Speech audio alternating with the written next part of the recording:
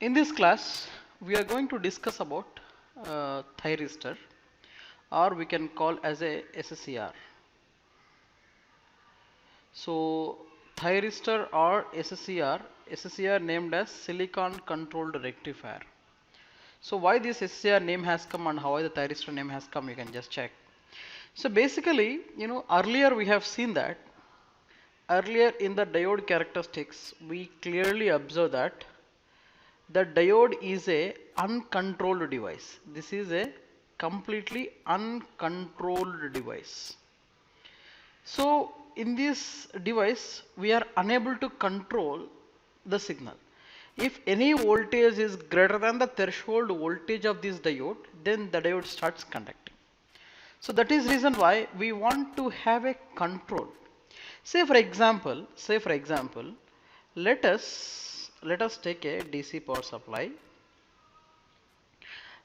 In this DC power supply, and there is a light, okay, there is some light is there. This light we want to control with the help of a switch. So we want to close and we want to open. Say for example, if I ask you, for every 1 second, if I ask you to close and open, yes, for a normal person it is possible. And I'll ask you one more thing, for every 0.5 seconds you on once and off once. Sometimes it is possible. Now if I ask you, in a 1 second, on for 10 times and off for 10 times, or I'll tell you, in 1 second on for 50 times, off for 50 times. Is it possible? No. So that's the reason why we require a automatic controlled switch here.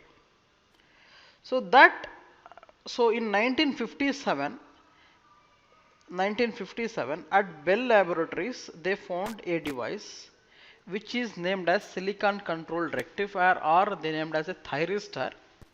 And this device is a combination of two transistors back to back connection.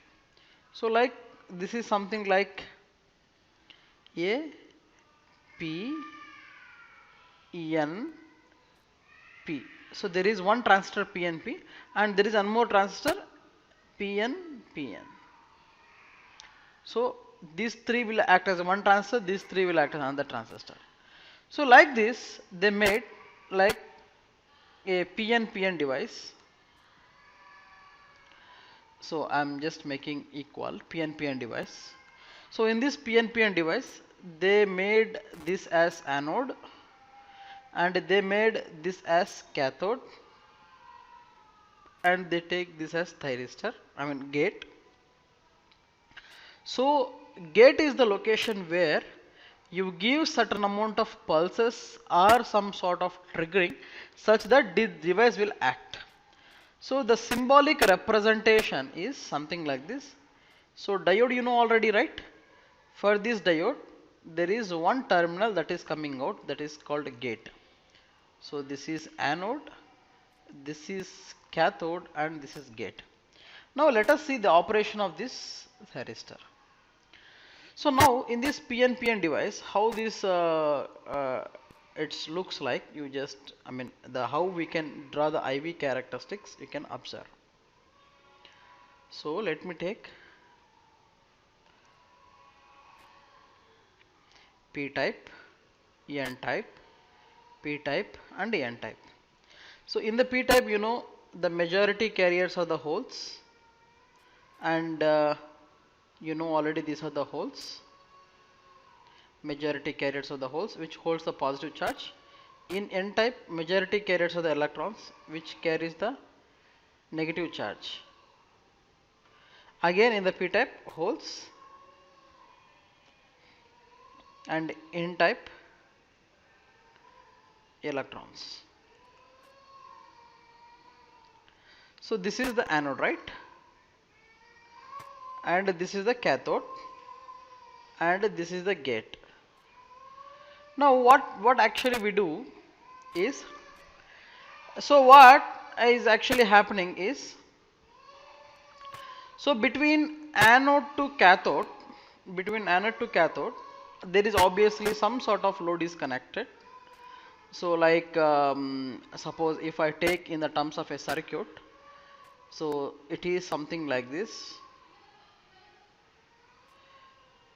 So it is something like this. So it is connected with a supply and it is with a load. Okay, this is connected something like this. So this anode is connected with a supply and this cathode is given with a some sort of load connection here.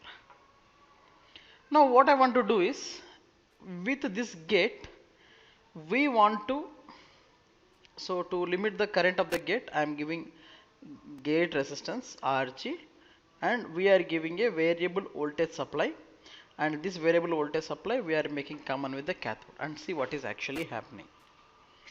Now when say, I mean if I take the IV characteristics, so this is say the current, this is say the diode, I mean the gate voltage if I produce, or I can say that instead of gate voltage we can think that is a anode voltage also you can write. Okay, so let me take as a anode voltage and the anode current. Okay, now what is actually happening when you give a supply, positive supply through this is forward biased, so this will try to cross the junction, and the recombination of holes and electrons will takes place, and these electrons will try to jump here, a recombination of holes and electron takes place. So this junction say J1 is in forward biased condition. In a similar way, junction J3, say this is junction J3, the same way. So the positive are repelled, negative are repelled here. So this junction also in forward biased condition. But what is happening to this one? Observe. So in this junction, all these electrons are moving away, all these holes are moving away. That means what? This junction J2 is in reverse bias. How reverse bias? The positive terminal of the supply is connected to N-type material here, and N of the connected to P-type material here, such that there is a lot of diode band gap voltage that exists between them, and hence the junction J2 is in reverse bias condition. So if the junction J2 is in reverse bias condition, there is no movement of electron that takes place from here to here. There is no movement of electron at all, and hence the silicon controlled rectifier is in off condition. Now how to avoid this state?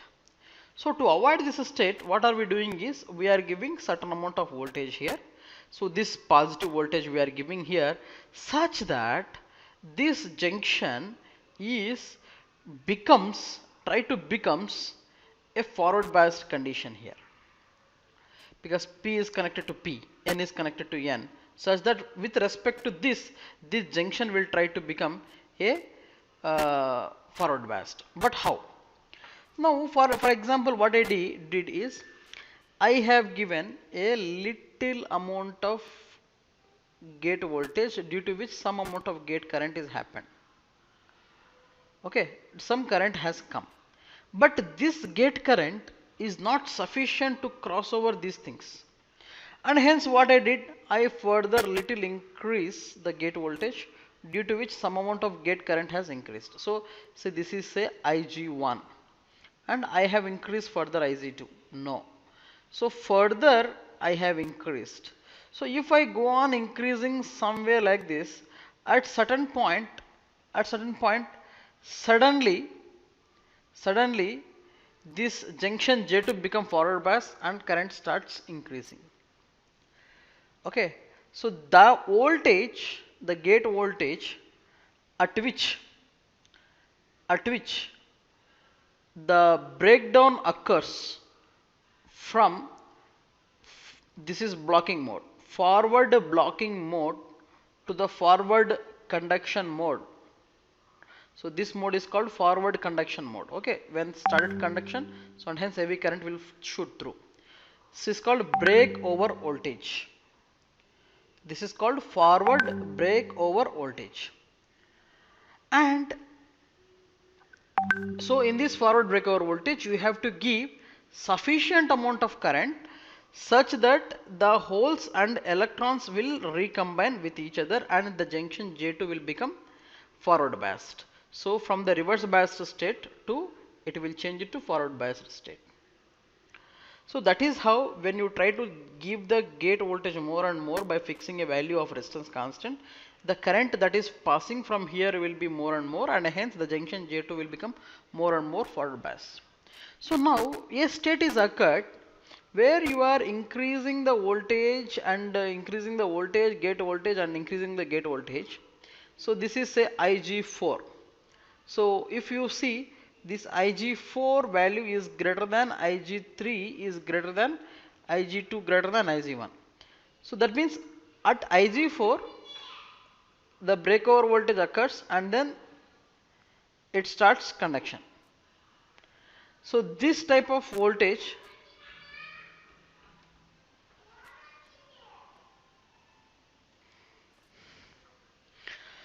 so here are two important things that you have to observe. One is the holding current, one is the latching current.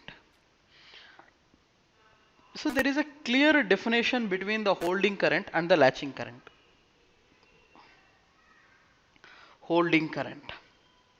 See, this is the minimum required amount of current to make the SCR to turn on.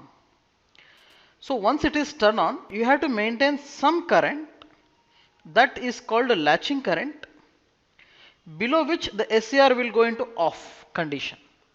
So this is the clear difference that exists between the holding current and the latching current. So this holding current and latching current, it has to be, I mean, like you have to be very clear in understanding these two points. Now after this holding current, I mean, like once again I'll tell you, the latching current can be told as, this is the minimum value of the anode current which it must attain during turn on process to maintain its conduction. So like when you given the signal, so when you given the voltage signal and it has to give that much amount of current to make it on. So this is called latching current. This is more than the holding current. So the holding current is can be noted as, it is the current so below which the current has to reduce to turn off. That is the holding current. So this is it. So this is turn on, this is turn off. So you have to be very clear in these 2 points. Okay, this is how the static forward characteristics of SCR can be written. Now if you want to see the reverse characteristics, like what I am trying to tell is, when you give reverse voltage like negative voltage and negative current, and if you go on giving a negative current for so long amount of time, at certain time the breakdown will occur. So the voltage at which the breakdown will happens is written as a reverse breakdown voltage. And the current in this reverse breakdown is happening is due to leakage or minority carriers. That is called reverse leakage current. That is called reverse leakage current. And the voltage here, the mode, it is called reverse blocking mode. Reverse blocking mode. So these are the basic characteristics of a diode, I mean thyristor. Now we'll see, like if we keep this thyristor in the circuit how this will behave. Like let us take an example. We'll take an example. This is our source voltage. In this source voltage, we have a thyristor, and this thyristor is having a gate, and there is a load here. Okay, try to understand very clearly. So now for this gate, you are giving some external pulses or external voltage such that this thyristor will come into action. So this is anode, this is cathode, this is a gate, this is source voltage, and this is the load. Now if you see carefully, now this is taking time in seconds. This is taken as a voltage Vs in volts. So the Vs can be written as like this, sinusoidal signal. Now the important difference between the diode and this is, say this is a V0. In diode, what was actually happening in the diode was, so in the diode, it was starting from this position and switching on, and then it is turning off, and again at 0 point it is turning on and then switching on. So if I say this is 0, this is pi, this is 2 pi, and this is 3 pi, I mean like the same 0 pi, 2 pi and 3 pi, it was going similarly like that. But this case is little different. Now you can define where it is supposed to start. You want to start here, or you want to start here, or you want to start here, because the control is in our hand. So for example, if I want to start here, so from here to here I can control, and if here I want to start, and such that the voltage will happen from this point to this point. This, the point at which we are turning on, is called the firing angle. I can represent the firing angle as alpha. So from alpha to pi you are conducting. Again from 2 pi plus alpha onwards you are conducting. This is 2 pi plus alpha. Such that you can control the voltage. So that is why this type of application you can see in our dimmers. We are calling as a dimmer. You know, in our home day-to-day applications in the home, what we are using is a fan. Okay, fan is something looking like this, right? This fan, how are you controlling the speed? So they use two thyristors in back to back. So they are calling as a triac. So that I will tell you later in detail. So if they do like that, so they can control both negative and positive voltage, right? So like this, they can able to control both the negative voltage and positive voltage, such that the voltage that is going to the fan they are controlling. Indirectly, they are controlling the speed of the fan like this. So this is the real-time application that they were using. Okay. So let us see whether our theoretical analysis is correct or not. We'll just do by doing some sort of simulation. So I am bringing the simulation model here, and I am bringing the scope also here. So I am bringing the scope.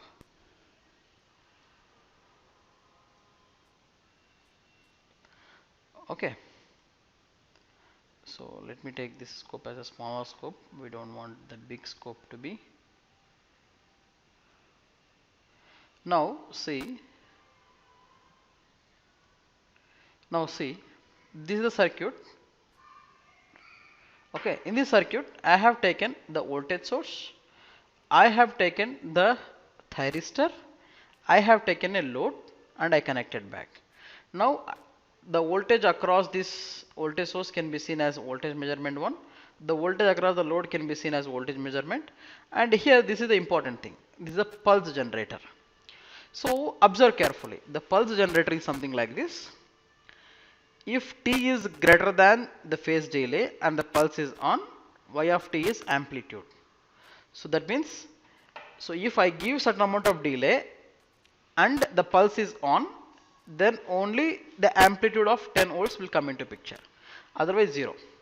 So now you see, first thing, Now what I'm doing is, in this one I'm taking 50 hertz. 50 hertz in the sense it is in in 1 second there are 50 cycles. So each cycle is of 0.02 seconds. So 0.02 seconds will come into picture. Now I want to turn on at a period of 0.02 is the period. Every 0.02 I want to turn on at a period of 0.05 seconds. At 0.005 seconds I want to turn on this one, and then I want to turn off. So now I'll just take the thing and I'll run this. See, at 0.005 it is turned on, and then once it is turned on, fine. So the pink one is the output voltage. So after 90 degrees, of course that is in reverse bias condition, and hence no voltage or no current will be going here again. So this is 0.005, 0.02 plus 0.005, like this it will turn on and then go. So let us change some other value. Instead of 0.005, so we'll turn on at 0.002, say for example. Okay, now we can double click on the scope and we can run. See, you can see the clear difference where it is turned on.